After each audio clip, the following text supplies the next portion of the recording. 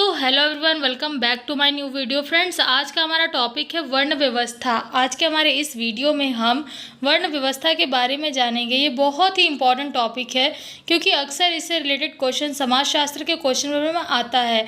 कभी ये लॉन्ग में आता है, कभी ये शॉर्ट में आता है, लेकिन हाँ, ये आता ज़रूर। तो इसलिए वीडियो को पूरा एंड तक वॉच करिएगा, बिल्कुल भी स्किप मत करिएगा। फ्रेंड्स, वीडियो अगर पसंद आए तो वीडियो को लाइक और ज़्यादा से ज़्यादा लोगों के साथ शेयर ज़रूर करिएगा, जिससे कि वीडियो ज़्यादा से ज़्यादा लोगों तक पहुंच सके। अगर आप चैनल पर नए हैं और आपने अभी तक चैनल को सब्सक्राइब नहीं किया है तो आपसे बस यही एक रिक्वेस्ट करना चाहूँगी कि प्लीज़ चैनल को सब्सक्राइब करके बेल आइकन को ऑल प्रेस कर दीजिएगा, जिससे कि आपको मेरी लेटेस्ट वीडियोस की अपडेट्स मिल सके।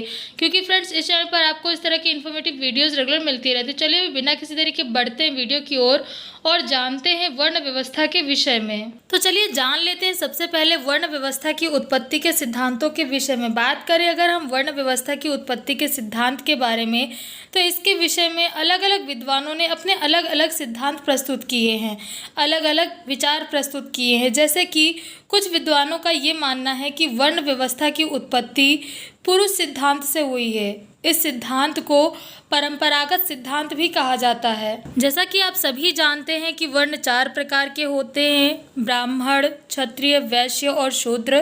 तो यहाँ पर प्रतीक रूप में एक पुरुष को मानकर ऐसा कहा जाता है कि एक विराट पुरुष के मुख से ब्राह्मण की, भुजाओं से क्षत्रिय की, उदर से वैश्य की और चरणों से शूद्र की उत्पत्ति हुई है। इस बात का स्पष्टीकरण आपको ऋग्वेद के पुरुष सूक्त में मिल जाएगा। वहीं अगर हम बात करें मनुस्मृति की, तो मनुस्मृति में भी 4 वर्णों की उत्पत्ति का उल्लेख बताया गया है, जिसमें ऐसा कहा गया है कि ईश्वर ने विश्व की समृद्धि और कल्याण के लिए मुंह, बह, जंघा और पैर से ब्राह्मण, क्षत्रिय, वैश्य और शूद्र की उत्पत्ति की है। वहीं इसके अलावा अगर हम बात करें वर्ण सिद्धांत की, तो इस सिद्धांत के अनुसार वर्णों के विभाजन का आधार रंग बताया गया है। ऐसा कहा जाता है कि वर्णों का विभाजन रंगों के आधार पर हुआ है।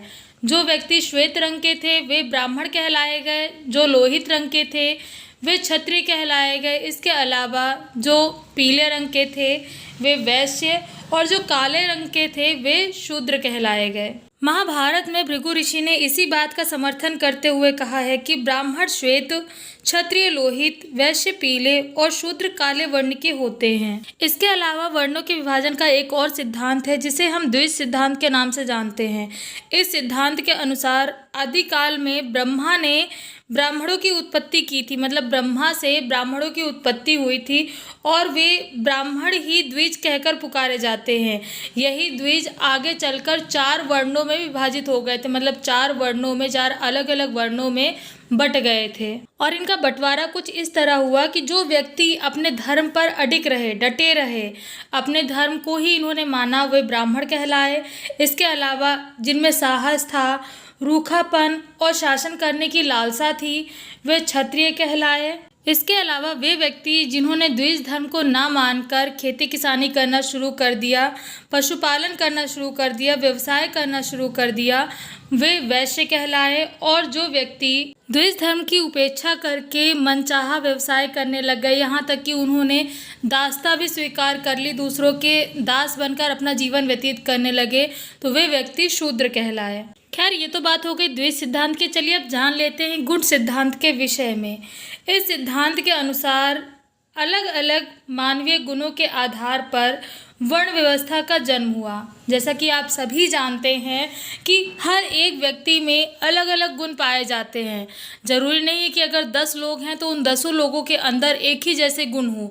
हर एक व्यक्ति में कुछ अलग होता है, कुछ अलग गुण पाए जाते हैं, कुछ अलग विशेषताएं होती हैं। इस सिद्धांत का ये मानना है कि उन्हीं गुणों, उन्हीं विशेषताओं के आधार पर ही वर्ण व्यवस्था का जन्म हुआ।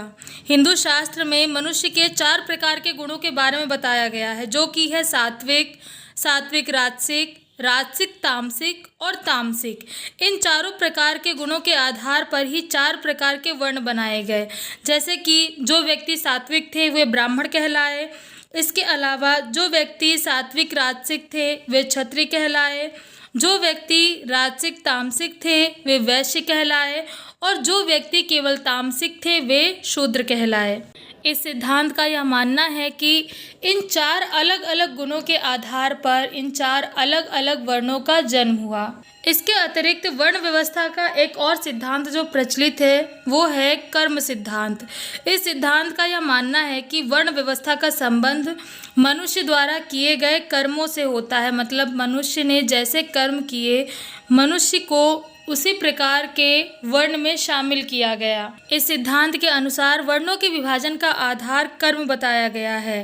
कहने का मतलब यह है कि प्रारंभ से ही जो लोग उच्च स्तर के कार्य में लगे रहे, उच्च कार्यों में लगे हुए अपना जीवन व्यतीत करते रहे, उन व्यक्तियों को उच्च वर्ण में शामिल किया गया। वहीं इसके विपरीत वे सभी व्यक्ति जिन्होंने निम्न व्यवसायों को अपनाया या निम्न कार्य किए, उन्हें निम्न वर्ण में रखा गया। सरल शब्दों में कहें तो इस सिद्धांत का यह मानना है कि व्यक्ति के वर्ण का निर्धारण जन्म से नहीं बल्कि कर्म से होता है। व्यक्ति जैसा काम करता है, व्यक्ति को उसी प्रकार के वर्ण में शामिल किया जाता है। मान लीजिए अगर कोई उच्च वर्ण का व्यक्ति है और उसने कोई भी नीच कर्म किया है तो वो सीधे सीधे निम्न वर्ण में शामिल हो जाएगा। लेकिन वहीं अगर कोई निम्न वर्ण का व्यक्ति है और उसने अच्छे कर्म किए हैं, उसने उच्च कोटि के कर्म किए हैं, तो वो उच्च वर्ण में शामिल हो जाएगा। निष्कर्ष रूप से हम यह कह सकते हैं कि वर्ण व्यवस्था ईश्वरीय नहीं थी बल्कि ये पूरी तरीके से गुण और कर्म के सिद्धांत पर आधारित थी। व्यक्ति जैसा कर्म करता था, व्यक्ति के अंदर जैसे गुण होते थे, व्यक्ति उसी प्रकार के वर्ण में शामिल होता था। तो फ्रेंड्स, ये थी जानकारी वर्ण व्यवस्था के विषय में। आई होप वीडियो में दी गई जानकारी आपको पसंद आई होगी। वीडियो में दी गई जानकारी कैसी लगी कमेंट करके ज़रूर बताएं। फ्रेंड्स, नेक्स्ट वीडियो में हम चारों वर्णों के कर्तव्यों और इसकी विशेषताओं के बारे में जानेंगे, जो कि बहुत ही इंपॉर्टेंट टॉपिक है। तो इसलिए वीडियो को ज़रूर देखिएगा। वीडियो की नोटिफिकेशन आपको टाइमली मिल सके, इसके लिए चैनल को सब्सक्राइब करके बेल आइकन को ऑल प्लेट ज़रूर कर दीजिएगा। फ्रेंड्स, वीडियो अगर पसंद आई हो तो वीडियो को लाइक और ज़्यादा से ज़्यादा लोगों के साथ शेयर ज़रूर करें, जिससे कि ये वीडियो ज़्यादा से ज़्यादा लोगों तक पहुँच सके।